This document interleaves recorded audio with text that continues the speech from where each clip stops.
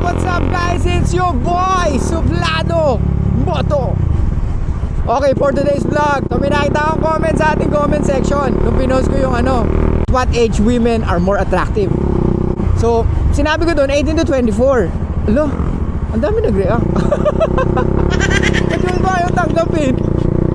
Diba? Okay ladies, kasi may nabasa akong comment doon na sinasabi niya na typically men are more attracted sa mga younger women because madali daw mauto. What? Ano yun? Paano mo nalaman? Paano mo nasabi? 'Di ba? Unang-una, kayo mga babae kayo, may preference kayo when it comes to choosing the guy, 'di ba? Tapos kami, may preference kami, ayaw nyo. Ano yun? Bakit nyo sinishame yung preference namin? Na kayo, ang gusto nyo, mayaman, pogi, matangkad, may social status. Tapos kami, ang gusto lang namin, or mas more attracted lang kami sa mga 18 to 24. Tapos, sinishame nyo? Ano yun? Oh my God! Tsaka ano yung sinasabi nyo madaling umauto? So, ibig sabihin, between 18 to 24 ka, uto-uto ka bilang babae, you are insulting the rest of the woman na between 18 to 24. Kasi sinasabi mo madaling mauto ang 18 to 24. So, are you insulting them? So this is how women think. Ito yung logic nila. Kasi wala na sila sa between 18 to 24. Sasabihin nila, gusto daw ng mga lalaki yun kasi madali mauto. No, it's not. You cannot fight biology. Doon attracted ang mga lalaki. At hindi mo pwedeng pigilan yun. I'm not saying na 26 to 30 years old hindi attractive. Of course, they're still attractive. Marami pa rin. Diba? Pero what I'm trying to say is, attracted ang mga lalaki between 18 to 24 years old. Kung pamimiliin sila nag-girlfriendin kahit na anong edad nila, mas prefer nila syempre mas bata, 'di ba? Tsaka yung sinasabi nyo na full of life, mas aware na daw yung mga may edad na babae. Ano daw? Hindi ko magets. Hindi naman, kahit na aware ka, kahit na sabihin mong you have a full of life, hindi naman yun attracted sa lalaki. Ang attractive sa lalaki, yung docile, pure, wala ganong experience. Kaya hindi nyo po alam sinasabi nyo ladies. We are more attracted with younger women. And please, stop shaming that. Okay? We never shame kung ano yung gusto nyo sa lalaki. Diba? Kaya nga nagtatrabaho kaming maigi para sa sarili namin. Para at least we can attract yung babae na gusto namin. Hindi kami nagre-reklamo. Diba? Biology for women to find the guy na makakapagpataguyod sa kanya or makakapagtaguyod sa kanya. 'Di ba? Ikaw bilang babae, pipiliin mo ba ang isang lalaki na walang trabaho? 'Di ba? Pati yung when it comes to body count. 'Di ba? Hindi naman daw gaano importante 'yon as long as mahal mo. Ano 'yun? So, ikaw na naman pipili para sa amin? Societies never women held accountable sa mga ginagawa nila. 'Di ba? Tapos tayo, konting preference, may nasasabi. Ano yun? Tapos, the world give everything to woman. Kaya nga, may kasabihan na privilege is invisible to those who have it. Ulitin ko, privilege are invisible to those who have it. Hindi nila alam kung anong privilege meron sila honestly. Ikaw babae ka, pwede kang mag-asawa at hindi ka na magtrabaho. Gets mo?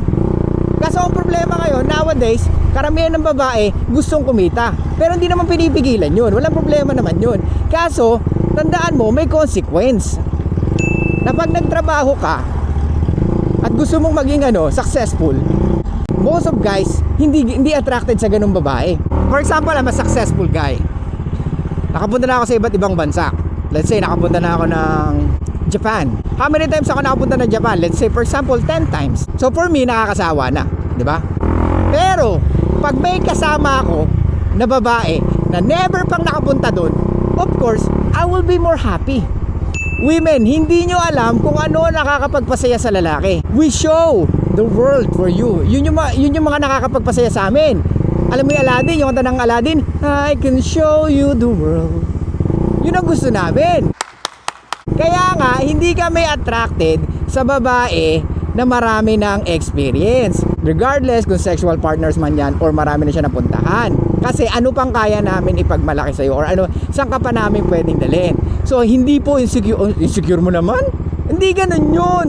Pag namili ako ng babaeng gusto ko, insecure na. Pag hindi ko tanggap yung babaeng mataas ang body count, insecure na. I'm not really man na. Ano yun? Di ba? Please accept our preferences. Kasi kayo may preference, di ba? Eto pa, for example, I'm a successful guy again. Gusto kong piliin, mas bata, mas...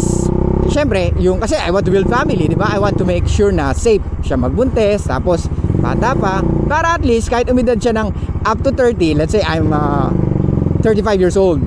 Kung pipiliin ko 23 to 24, it's still okay, di ba? Kasi kung kasing edad ko pipiliin ko, hindi na siya, yung physical features niya, marami na nagbago.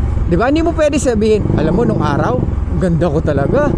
Talaga nung 18, 19 ako, naku, dahil nag-ano sa akin, nag-text, daming nangungulit. Hindi pwedeng ganun. Kasi 35 ka na, so iba na yung ngayon. Kumpara sa lalaki, nung 18 ako, wala akong pera eh. Di ba? Nung 20 ako, buraot ako eh. Palamunin ako ng nanay ko eh. Di ba? So nagsumikap ako. Di ba? Ngayon, I can date anyone. Parang ganun lang yun. Di ba? Ngayon marami na akong pera, I can date, I can choose who I want to date. Di ba? Pero problema ngayon, sinishame ng babae pag sinabi mo yung gusto mo. Kaya nga, I believe na maraming lalaki na maraming preferences, pero pag sinabi mo, sinishame nila. Napakasimple lang ng gusto ng lalaki. We want to build a family. Ayaw namin ng maraming body count. Gusto namin pure hanggat maaari, di ba? We can choose anyone eh. Kayo nga, pwede kayo mamili eh, di ba? Pag nga naboboard kayo, ayaw nyo na, nakikipag-break na kayo eh, di ba? Wala kang magawa yung lalaki. Kasi, kumbaga, emotions mo nagbago na. So, wala kami magagawa doon once na nagbago na yung emotions mo. Pero, kailangan namin tanggapin, di ba? Tapos kami, simple lang yung gusto namin. Babae na matino, babae na sexy and hot, babae na between 18 to 24. Tapos masama na yun. Tsaka yung sinasabi yung full of life, paano ka naging full of life? Eh, ang lalaki mas lagi nasa labas. Di ba? Mas maraming experience. Kaya nga, men have the capability to lead the relationship, not women. Kasi most of the time nasa bahay lang sila, and most of their parents are trying to keep them safe. Okay?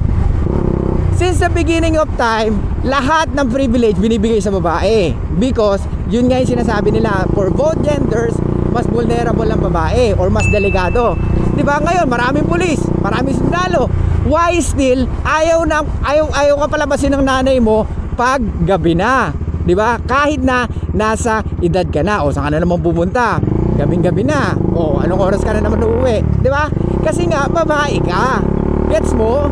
So ibig sabihin, by default, kami maraming experience sa labas, and we know, most of men know how the world works. Okay? So please stop shaming kung ano po yung gusto namin. Okay?